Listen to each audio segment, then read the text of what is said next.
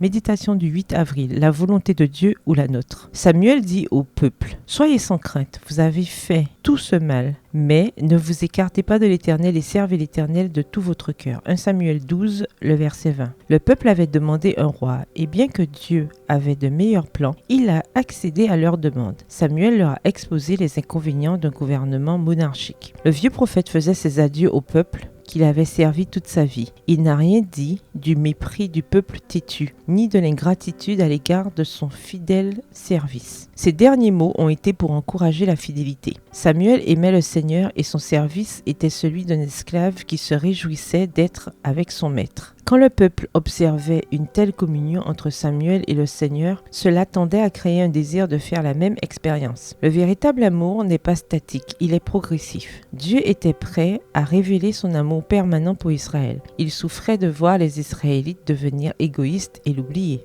L'amour de Dieu pour l'homme est constant et il l'invite à lui rendre cet amour sous la forme d'un service consacré. Quand Dieu accède à une demande qui va à l'encontre de sa volonté, il montre le respect qu'il porte à nos décisions. À quand remonte la dernière fois où vous lui avez demandé quelque chose dont vous n'étiez pas sûr que c'était sa volonté? Dieu a-t-il répondu à une prière à cause de votre insistance? Et en avez-vous ensuite subi les conséquences? Avez-vous fait une prière qui était selon vous sur la liste d'attente céleste depuis trop longtemps? Vous êtes-vous déjà demandé si Dieu n'avait pas quelque chose de mieux pour vous? Dieu est miséricordieux et prêt à pardonner et il désire toujours faire preuve de bienveillance envers son peuple lorsqu'il obéit à sa voix. Renouvelez aujourd'hui votre fidélité à Dieu, votre confiance en lui. Demandez-lui de réaliser les projets qu'il a pour vous. Ajoutez à chaque prière votre désir que ta volonté soit faite, Seigneur. Il est temps de réaliser que vous ne faites rien de bien lorsque vous suivez votre propre voie. Dieu veut que vous disiez comme le psaume 40, le verset 9, « Je prends plaisir à faire ta volonté, mon Dieu, et ta loi est au fond de mon cœur. » Vous verrez que